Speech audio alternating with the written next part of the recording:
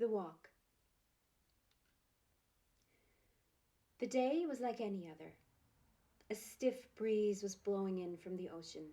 It kept the waves blue, reflecting the empty vastness above. Killian couldn't see the sea where he lived, but it was close enough to keep him aware of its presence. Its existence gave him comfort, reassurance. Its continued and persistent tides gave him a rhythm to live his life by. The morning tide awoke him. The afternoon rush of water into the bay called him on the old forgotten path. The path had been a part of his life for as long as he could remember. His first steps had been carefully taken just there. His mother had cheered him on, urged him, her soft and gentle hands guiding him until he proudly looked back at her, up at her, sharing that fleeting moment of bliss. He didn't actually remember those steps, nor his mother being there. But this was what he liked to imagine. It was how he liked to remember her. A silent power, a calm, hovering presence somewhere between heaven and earth, a light and warmth, making herself known only through a heartbeat. Years had passed. She was long gone. Her warmth long forgotten and only in fractions of memories, wisps of an embrace long broken, that joyous, unashamed laugh, those bright eyes. All but a distant memory. But the path was still there.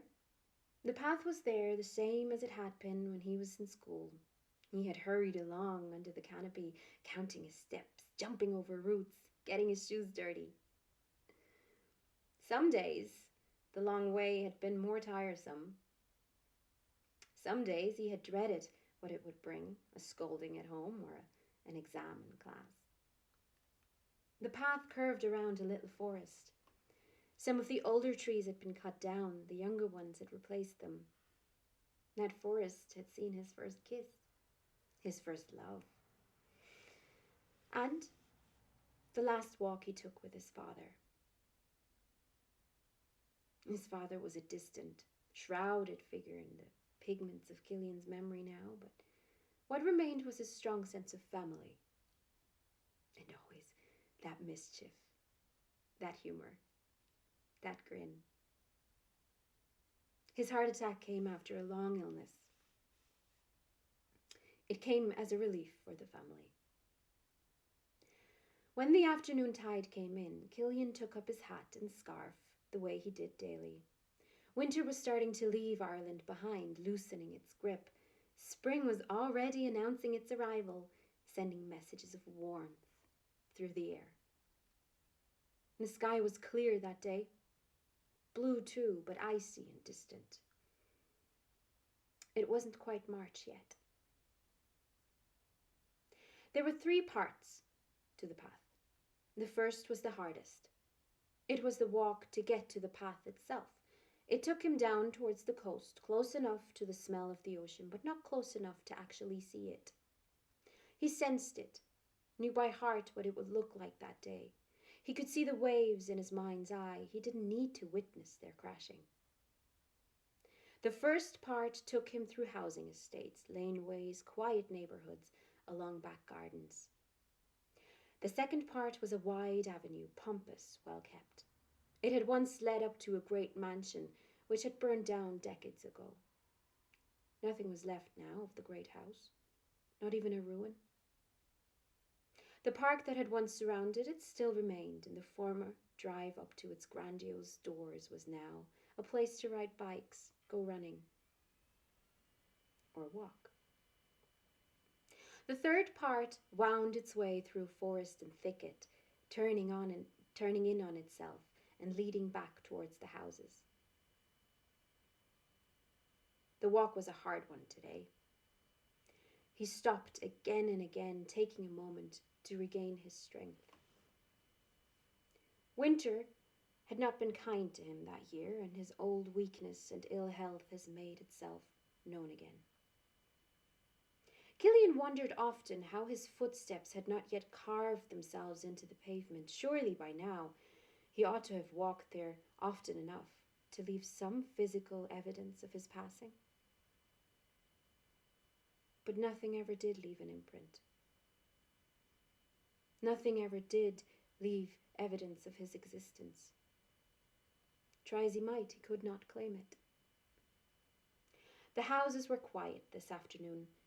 He had seen generations of children move in, grow up, and move away again. Never his own. Never any children he could have had a connection with. Their laughter was to be heard through the distance. He was never to be the cause of a child's laughter. Only a witness. He crossed the road to get to what once were garden gates for the people in the big house. Something caught his eye in the middle of the road, shimmering and shining on the asphalt. He bent down, tried to grasp at it. It danced for him, like a fairy light in the bog, beckoning, guiding, seducing. He skipped along the road, following the twinkle like a child might follow a butterfly. Then, as suddenly as it had appeared, it was gone, leaving him wondering and feeling strangely lightheaded. He had to take a breath then as he straightened himself again to get back on his old familiar path. The sun shone brighter as he came onto the wide avenue. The sky had gotten a deeper hue of blue.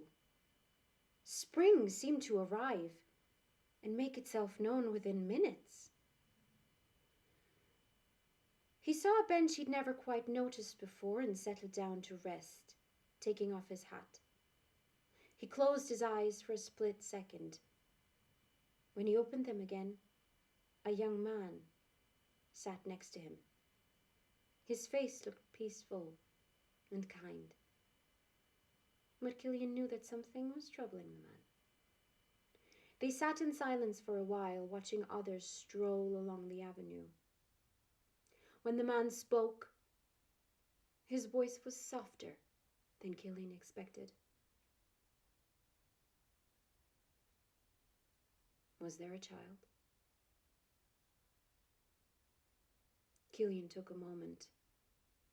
The answer came to him quickly, but he needed strength to say it out loud. Yes, there was a child once. And it didn't live. No. She tried to hold on, but her body couldn't hold it. You were glad. I was glad at the time. I was relieved. I never felt ready. None ever are. The young man took his hat and patted Killian on the shoulder. There ought to have been a child. You would have done well. It would have supplanted you. Something to survive you. Someone to give a path to.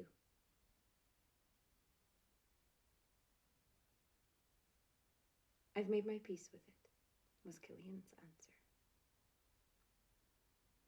The man smiled, nodded, and walked off, holding on to Killian's hat. Killian took a while to get back walking, and when he did, it was at a slower pace. He took in the world around him now, feeling as though he had never really walked here before. A ball bounced towards him. A young girl came running after it, but stopped when she saw that he had taken it up. Do you want your ball back? The girl nodded and sped off towards the trees lining the avenue. There, take it! Killian followed her into the shadowy darkness below the trees. She had climbed onto the lower branches. I can climb this tree. You're already halfway there. I can never go high enough. Killian put the ball down and helped the girl climb a few branches higher. Thank you. Where are your parents? I ought to ask you the same thing. Where's your mother? She asked, climbing higher still. My mother died years ago. Why? Killian smiled and pulled himself into the lowest branch, balancing to get himself comfortable. Oh, that's the way of the world. I had a mother once. Did your mother make you cakes and did she feed you candy? Sometimes she did. My mother put ribbons in my hair, and she held me when I cried, and she laughed at me when I fell, and then she would pick me up, throw me into the air, and we'd laugh about my tears. That's what mothers do. Where's your mother now? I like to think she sits in front of a fire somewhere with my father, reading a book. Maybe she is. Yes, maybe she is. Killian laughed, then jumped off the tree. His scarf got tangled in the branches. He left it there. The walk became easier now. He felt lighter than ever before. The grand avenue gave way to a smaller and darker pathway beneath the canopy of a forest. A young woman joined him, walking beside him, taking small steps. He slowed down to allow her to keep pace. You seem to always help people. Perhaps I do. They walked in silence until the path began to turn in on itself. Why do you always help people? It's what you're supposed to do, no? She shook her head. Not the way you do it. You have a way of making everyone like you. You have a way of making everyone be grateful for your presence. Everyone around you wants to be with you. He sighed. Not everyone. How did you lose her? Oh, she and I were different. We were never on the same journey. We walked alongside for a while. But in the end, she had to diverge. She had to head for the ocean. I always stayed on land. And you regret not following her into the waves? Some of the time. But other times I enjoy the path I took. I enjoy my solitude. I enjoy being alone.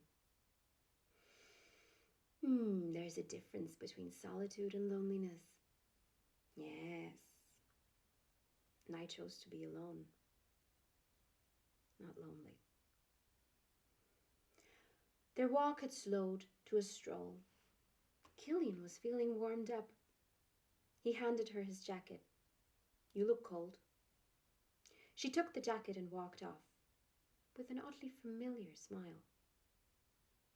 As he turned a corner, a young boy was crying on the ground. By his side, a broken bike. Killian knelt down to help, but quickly stopped as he realized he knew the child's face. He had not seen it in years. Knowledge of what was happening began to creep in, but he pushed the realization away.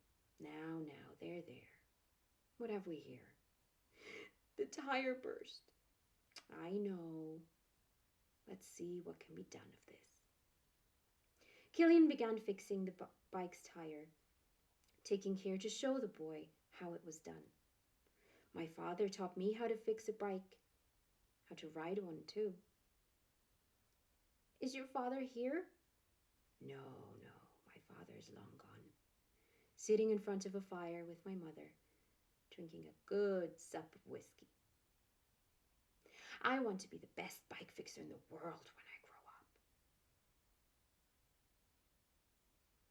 Now that's something to aspire to. What did you want to be when you were my age? I wanted to be happy, mainly. I had big dreams that turned out to be silly ones. I got some of them. I forgot about others. Which ones did you forget about?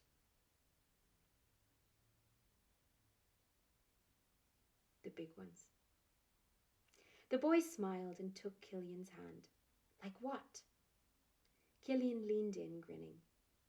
The boy mirrored his mischievous smile. I was going to be a king. I was going to be the ruler of a great nation, and I was going to give my loyal subjects ice cream every single day. They were all going to love me for that. Would you have been a good leader? I don't know. Do you regret not getting everything? Killian sat down on the grass and took a moment to look at the child sitting before him. He had grass stains on his knees, a runny nose. Even his eyes had the same blue hue they used to have before age grayed them. I don't. I have had a wonderful life. I have had joy and friendships and love. That's good. The boy got on his bike, pedaling off like the wind. The path was curving back towards the houses now, and Killian took a few breaths before he set off to complete his journey. An old man greeted him when he left the shady trees behind him. Another familiar face, and Killian knew this was the last person he would meet on his path today. You've come a long way. I have. And what are you leaving behind? I don't know. The old man took his arm, and together they walked back towards home. I think you're leaving a good life behind. What of those who love you? Killian thought for a moment as he felt the old man's grip on his arm tighten. Those who love me, will they find a way? I don't know. That's not for me to know. Think. Did you find a way? He thought back on the day his mother had died after suffering through pain and illness. The day his father's heart had finally given in, broken as it was from living years without his wife. The day his aunt had fallen asleep, never to wake again. They will cope. They will dance and they will laugh and they will cope. They will tell stories of my life, and they will understand that it was a good life. The old man stopped in his tracks. Killian looked ahead to see the gates he had come through blocked by a crowd of people. The old man nodded, urged him to go on. Will I see you again? Now's not the time to worry about old faces. Now's the time to discover the new that lies ahead. The gates are open for you. Everything is. Just as it always has been. Killian walked through the gates. The commotion beyond was a frenzy of people gathered around his body on the road. Killian looked on as a woman desperately tried to pump air into his lungs. He looked peaceful as he lay there. Killian smiled and continued on the old familiar path.